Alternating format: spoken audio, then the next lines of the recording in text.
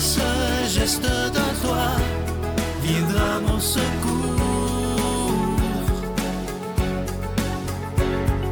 Viens semer dans mon âme le grain de l'amour.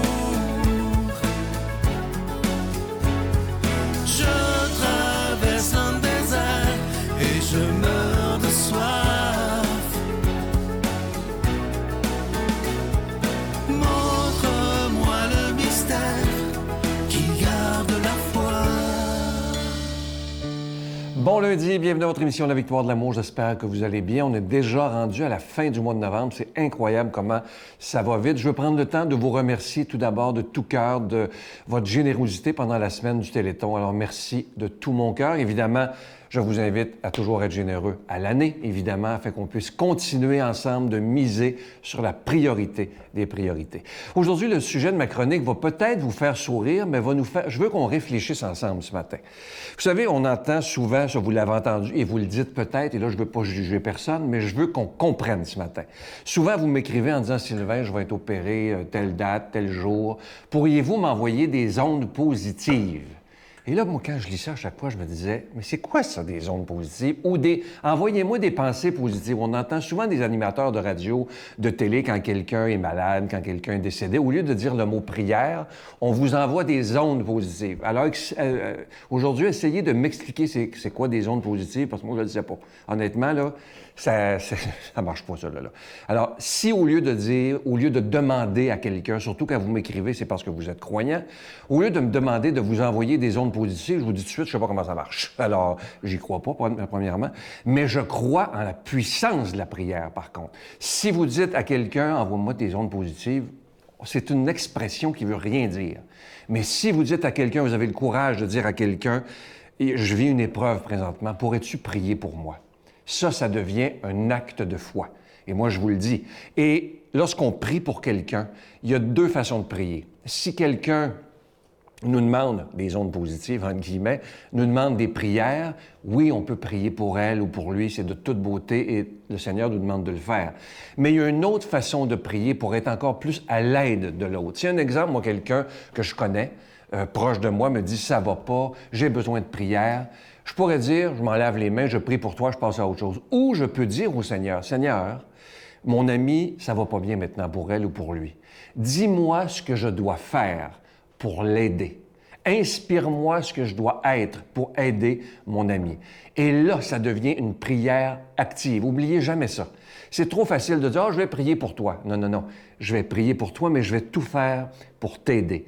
Et ça, c'est de toute beauté. Alors, à partir d'aujourd'hui, je vous suggère, au lieu de dire « envoyez-moi donc des ondes positives » ou « je t'envoie des ondes positives pour ton opération demain matin », ça serait mieux de dire « je vais prier pour toi, je vais demander au Seigneur que tout se passe bien pour toi ». Et là, ça devient une relation avec Dieu, avec Jésus lui-même. Et c'est tellement plus beau que des ondes positives et des pensées positives qui s'envoient dans le ciel et on ne sait pas trop où ils s'en vont. Mais je suis convaincu que lorsqu'on dit à quelqu'un « je vais prier pour toi », c'est tellement rassurant. Moi, je sais quand je vis des épreuves et que des gens autour de moi me disent « Sylvain, je te porte dans ma prière et si je peux faire quelque chose pour toi, je serai là. » Ça, pour moi, c'est tellement beau. Alors, à partir d'aujourd'hui, on essaie, vous et moi, d'employer le mot « prière » à la place d'ondes positives. Notre Père qui es aux cieux, que ton nom soit sanctifié, que ton règne vienne, que ta volonté soit faite sur la terre comme au ciel.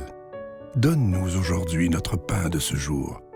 Pardonne-nous nos offenses, comme nous pardonnons aussi à ceux qui nous ont offensés. Et ne nous laisse pas entrer en tentation, mais délivre-nous du mal, car c'est à toi qu'appartiennent le règne, la puissance et la gloire pour les siècles des siècles. Amen. Je continuerai à croire, même si tout le monde perd espoir. Je continuerai à aimer, même si les autres parlent de haine. Je continuerai à construire, même si les autres détruisent. Je continuerai à parler de paix, même au milieu d'une guerre. Je dessinerai des sourires sur des visages en larmes et je tendrai les bras à ceux qui se sentent épuisés. Oui, je continuerai à croire. Je suis tellement content de vous présenter ces deux magnifiques cadeaux pour la Victoire de l'amour. Tout d'abord, je vous en parle depuis un bon moment déjà. Je vous en ai parlé au Téléthon et dans d'autres moments. L'Ange de Noël, collection 2022. Vous le voyez à l'écran, il est absolument magnifique. C'est une épinglette en cristal ornée de petits zircons. Et ce petit ange, il est déjà béni. Et le cadeau du mois de décembre, il est absolument magnifique. Il s'agit du pendentif de l'étoile de Bethléem. C'est en cristal et la chaîne est incluse. C'est en acier inoxydable, donc la chaîne ne ternira pas, évidemment. C'est avec un don de 25 $ et si vous en voulez deux, avec un don de 40 $. Je vous donne l'adresse, la Victoire de l'amour, case postale 120, succursale Boucherville à Boucherville, le J4B 5E6, je vous la redonne, la Victoire de l'amour, case postale 120, succursale Boucherville à Boucherville, le J4B 5E6, également par téléphone, par carte de crédit, du lundi au vendredi, de 8h30 à 16h30 dans le 514-523-4433, 523-4433 ou sans frais, le 1-888-811-9291, 1-888-811-9291 et aussi sur notre site Internet qui est une façon sécuritaire, rapide et efficace de faire votre don, le www.lavictoiredelamour.org. Alors, je vous rappelle ces cadeaux du mois, l'Ange de Noël collection 2022 et ce magnifique pendentif de l'étoile de Bethléem qui est en cristal. C'est avec la chaîne qui est en acier inoxydable, donc ça ne ternira pas et ces deux bijoux sont déjà bénis. Je prends le temps de vous dire des milliers de fois merci de ce que vous faites pour la Victoire de l'amour. Merci de votre prière et merci de votre grande générosité parce que sans vous, ce serait impossible.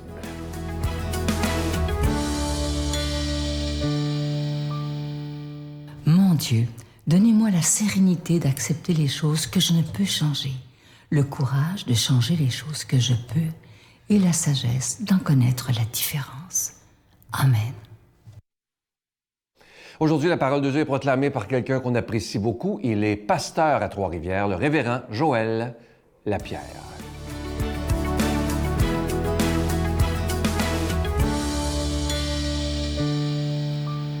Dans mes notes aujourd'hui, le titre que j'ai mis était très simple, « Guérison à distance ». Mais en y pensant un peu avant de vous parler, j'ai été tenté de mettre le titre « Guérison par Wi-Fi ». Parce qu'évidemment, on peut faire beaucoup de choses aujourd'hui à distance. Mais Jésus n'avait pas de Wi-Fi dans le temps. Et pourtant, il y a 2000 ans, Jésus va dire quelque chose et à un autre lieu, un miracle va se passer sous son ordre. Et on voit l'autorité incroyable de Jésus. Et ce n'est pas le seul endroit où on voit Jésus qui fait ce genre de miracle à distance. Et je vous lis donc cette histoire à partir du verset 5 du chapitre 8 de Matthieu. Jésus entrait dans Capharnaüm, quand un centurion s'approcha de lui et supplia en ces termes, « Seigneur, Seigneur, mon serviteur est couché à la maison, atteint de paralysie et de souffrance. Il souffre terriblement. » L'Évangile, selon Luc, nous rapporte la même histoire. C'est le seul autre évangile qu'il raconte. Et on nous dit que cet homme-là était très respecté dans la ville. Il faisait des dons à la synagogue. Il a fait reconstruire. On voit que c'est un homme qui avait foi dans le Dieu d'Israël à quelque part. Un homme très respecté. Et que c'est même les anciens de la ville qui sont allés intervenir à son égard en premier. Et que c'est dans un deuxième lieu qu'il vient et qu'il dit de ne pas venir chez eux. Donc, l'Évangile, selon Luc, complète un peu plus l'histoire fort intéressante de cet homme, ce centurion. Donc, un homme qui commandait 100 hommes. Jésus lui dit, « Moi, j'irai le guérir. » Mais le centurion répondit, « Seigneur, je ne suis pas digne, je ne mérite pas que tu entres sous mon toit. » Et il est conscient aussi que, normalement, un Juif ne devrait pas rentrer religieusement, à cette époque-là, sous le toit d'un païen, un non-juif. Mais ici, il va plus loin. « Dis seulement un mot, et mon serviteur sera guéri. » Ainsi, moi, alors il fait un parallèle maintenant avec l'autorité qu'il a dans sa vie comme centurion. Aussi, moi, je suis soumis à une autorité avec des soldats sous mes ordres. Et je dis à l'un, « Va », et il va. Il dit à l'autre, « Viens », et il vient. Et à mon esclave, « Fais ceci », et il le fait. En entendant, Jésus fut plein d'admiration et dit à ceux qui le suivaient, « En vérité, je vous le déclare, chez personne en Israël, je n'ai trouvé une telle foi ou une aussi grande foi. » Jésus parle à des Juifs et il parle d'un homme qui est romain. Cet homme est non seulement romain, c'est un Romain qui fait partie d'une communauté juive qui le voit religieusement comme quelqu'un invité, et en plus, il fait partie de l'armée qui les oppresse ou qui les gouverne, les oppresseurs. Et Jésus dit que cet homme a une plus grande foi que toutes les autres personnes qu'il a rencontrées dans le pays. Ça fait mal aux Juifs, ça.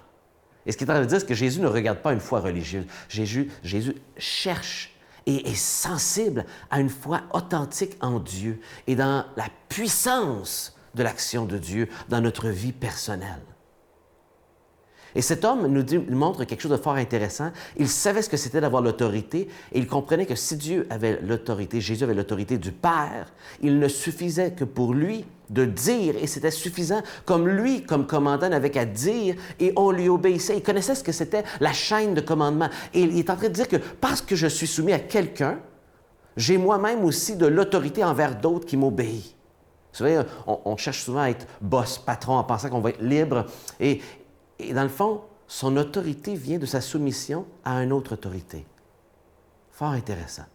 Et voici comment on termine l'histoire. « Ainsi, je vous le dis, dit Jésus, beaucoup viendront au levant et du couchant, de l'est, de l'ouest, de partout, prendre place au festin avec Abraham, Isaac et Jacob. » Il parle des Juifs, donc au grand festin qu'il va y avoir où les patriarches y seront dans le royaume des cieux.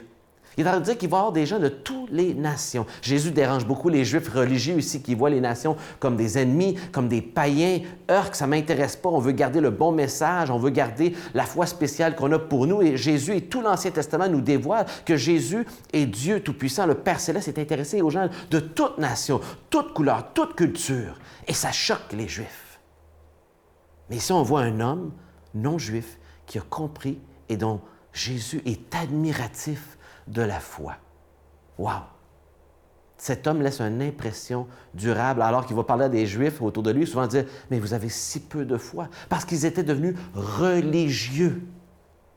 Les actions extérieures, ils en avaient perdu le sens intérieur, c'est-à-dire d'avoir foi dans mon Dieu, de lui parler, d'être à son écoute, d'être en relation avec lui et de lui confier mes défis, mes problèmes de chaque jour, de lui prendre chaque décision, de lui remettre et dire « Seigneur, peux-tu m'accompagner dans cette décision? » Voilà ce qu'une grande foi fait, lui confie le quotidien, chaque détail que peut-être vous trouvez ridicule. Et pourtant, le Père Céleste aime entendre tout ce que ses enfants vivent.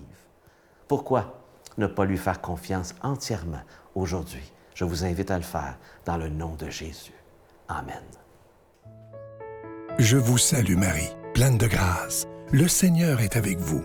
Vous êtes bénie entre toutes les femmes, et Jésus, le fruit de vos entrailles, est béni. Sainte Marie, Mère de Dieu, priez pour nous pécheurs, maintenant et à l'heure de notre mort. Amen.